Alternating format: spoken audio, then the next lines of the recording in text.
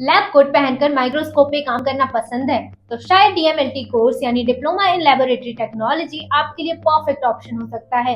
आज के इस वीडियो में हम डिटेल में डिस्कस करेंगे डीएमएलटी क्या है, एडमिशन प्रोसेस क्या है, सिलेबस, सैलरी और करियर स्कोप तक सब कुछ। सबसे पहले डीएमएलटी एक 2 ईयर डिप्लोमा कोर्स है जिसमें आपको सिखाया जाता है कैसे बॉडी फ्लूइड्स, टिश्यूज और ब्लड सैंपल्स का साइंटिफिक टेस्टिंग और एनालिसिस किया जाए। बेसिकली ये मेडिकल डायग्नोसिस का बैकबोन है।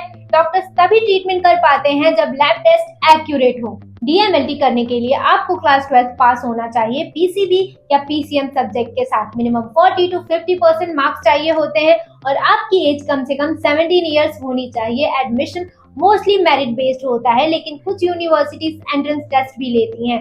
फॉर्म फिल करते टाइम एक टिप इंश्योर करें कि कॉलेज नेक एक्रेडिटेड हो और लैब इंफ्रास्ट्रक्चर स्ट्रांग हो क्योंकि डीएमएलटी का मेन पार्ट ही प्रैक्टिकल ट्रेनिंग है।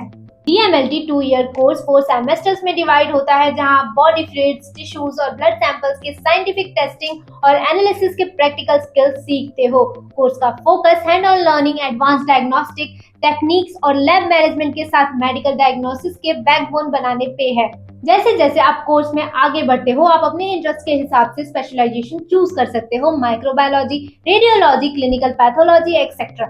कुछ टॉप इंस्टीट्यूट्स जो डीएमएलटी ऑफर करते हैं include Delhi pharmaceutical sciences and research university, Rama university और एपेक्स यूनिवर्सिटी। गवर्नमेंट कॉलेजेस में फी 40K से 80K के बीच होती है जबकि प्राइवेट इंस्टीट्यूट्स में 80K से 1.6 लाख तक चार्ज करते हैं। अब बात करते हैं करियर की। डीएमएलटी के बाद आपको हेल्थ केयर इंडस्ट्री में हर कॉर्नर में जॉब मिल सकती है। Hospitals, diagnostic labs, blood banks, research labs और फार्मा कंपनीज में कॉमन जॉब प्रोफाइल्स हैं lab analyst, research analyst, technician etcetera. DMLT के बाद आप अपना करियर यही नहीं रोकना चाहते तो आगे के ऑप्शंस भी ओपन हैं। आप BSc in MLT, BSc in biochemistry या हॉस्पिटल मैनेजमेंट जैसे डिग्री कोर्सेज परस्यू कर सकते हो। एक्सपीरियंस के साथ आप senior lab technologist, lab supervisor या रिसर्च ऑफिसर तक ग्रो कर सकते हो। स्टार्टिंग सैलरी फ्रेशर्स के लिए 2 से 3 LPA के आसपास होती है और एक्सपीरियंस के साथ ये 4 से 5 LPA तक बढ़ जाती है। टॉप रिक्रूटर्स में अपोलो, फोर्टिस, मेदांता, रेंडेक्सी जैसे बड़े हॉस्पिटल्स और डायग्नोस्टिक लैब्स इंक्लूड होते हैं।